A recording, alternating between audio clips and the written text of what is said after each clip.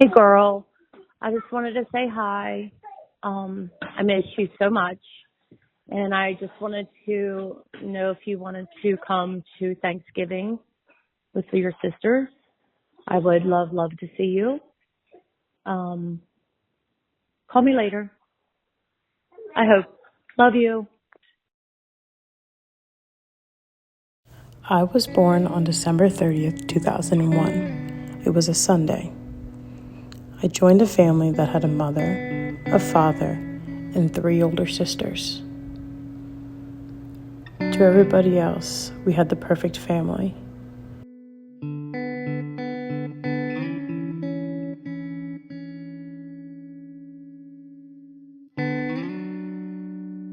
I know you see those smiles. I do too. But we were drowning. She did not know how to raise 3 girls. She was very, very unprepared to be my mother. She just wasn't there for me and was in fact detrimental to my growth. Because we did not like seeing this man going over to his house at Eric's. That was all so nasty. And like Darren was emotionally unintelligent in his own way, or emotionally immature in his own way, but he was more passive. So he just kind of let the shit rock. Like he just let things happen. Both your other parents are not capable of it. I'm Katie. My name's Kayla. My name is Bailey Marie Covington. Mom had this thing in her head that she like had to create this like perfect family for us. They got pregnant with me pretty quickly and they were divorced before I was a year old. So my first 5 years of life were complete chaos. Like complete unstable chaos. And he got custody of me when I was 5 years old. She blamed me for losing custody of me because she told me that, and she would tell me this on a regular basis when she was upset, that I lied to everybody, that I told everybody all these stories about what was happening, and that Todd was like doing all of these things, and I just wanted my dad's attention and everybody else's attention, and I was attention seeking, and that I had lied, and that's why I didn't live with her anymore. So yeah, I don't think I realized how her words were like hurtful and like how they were impacting me till much later. When we were like young, we had a little picket fence family, you know. He and she were always there, like involved in school, and we were in sports, and we went to family events, and we had family friends.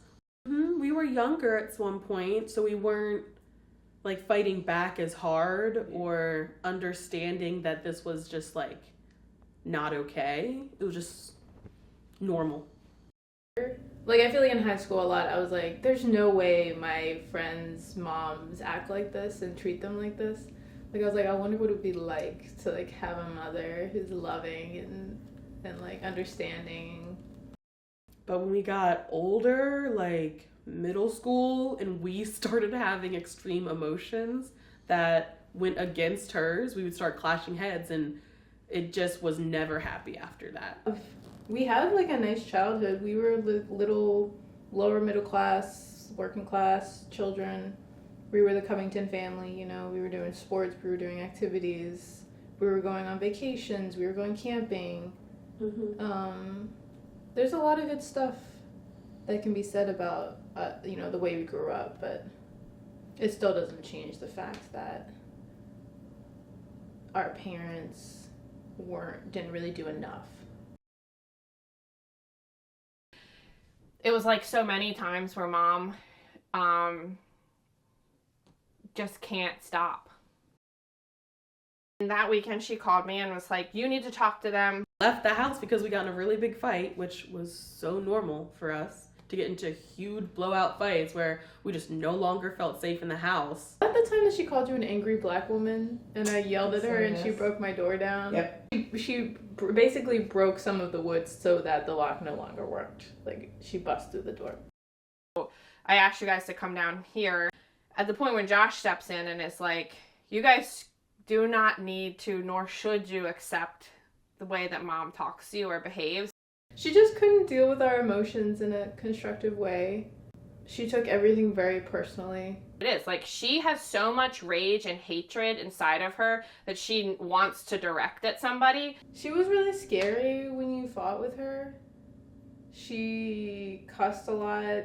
I remember being called, like, you know, a bitch, this, that, and the other thing pretty often.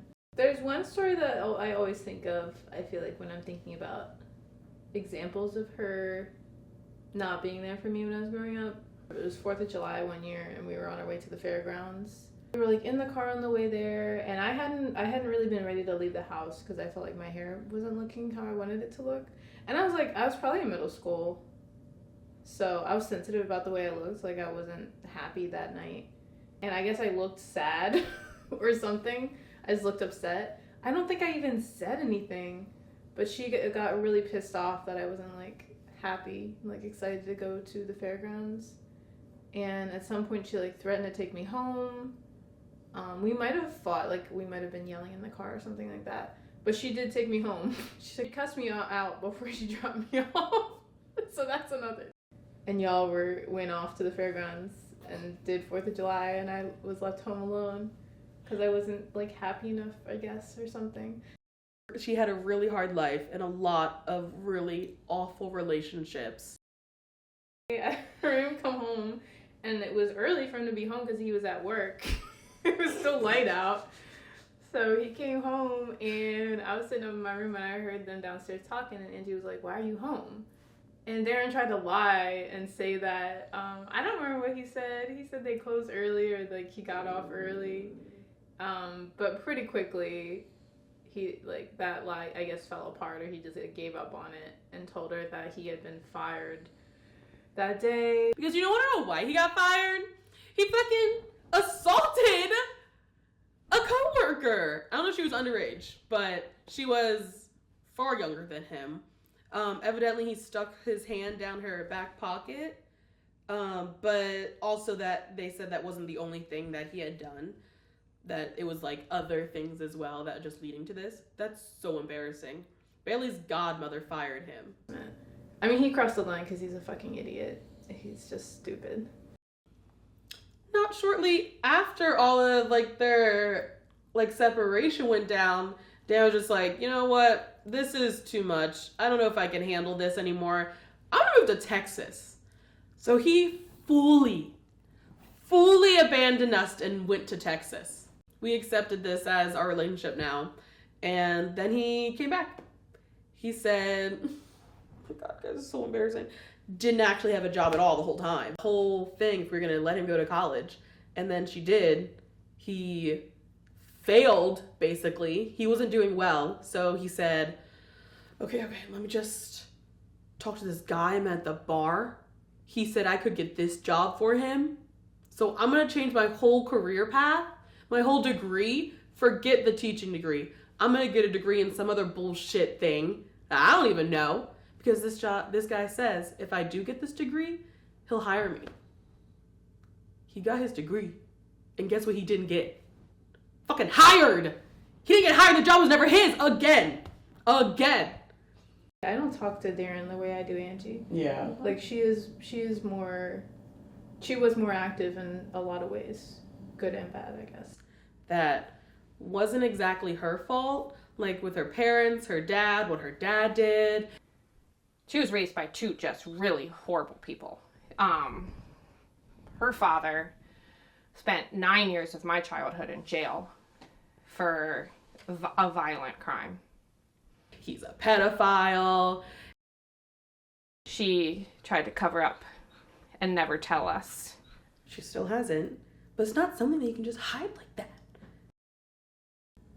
that. Hearing it all together and knowing that all of that trauma has created the mother we have it's a little bit sad. No.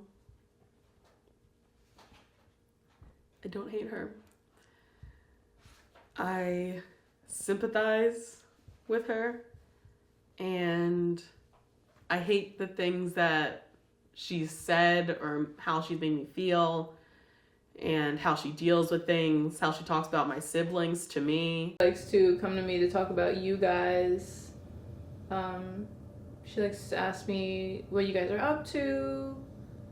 She likes to talk shit about you guys with me. I like to say I love her. I don't like her. You know? Like, she's my mom, and she did give me a good childhood in many ways. And I don't like her very much. I keep her at a distance. I don't...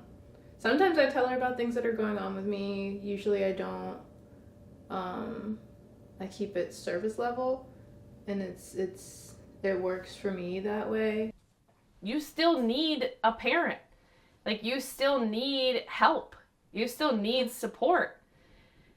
I want my mother in my life. I want her to be there the day the baby's born. Like, I want to spend, like, Christmas Eve having dinner. Like, she's our mom. Like, as shitty as sometimes she is, like, I love her. Like, she is our mother. And she wasn't always all bad 24/7, 7 days a week. Like, she was fun. She did, like, put some of the best birthdays together. She does unconditionally love us. But she's also extremely abusive. I also am actively working on accepting and, like, grieving the idea that she might never make that choice and she might not be in my life anymore. I don't know that she was capable of anything more than what she gave us.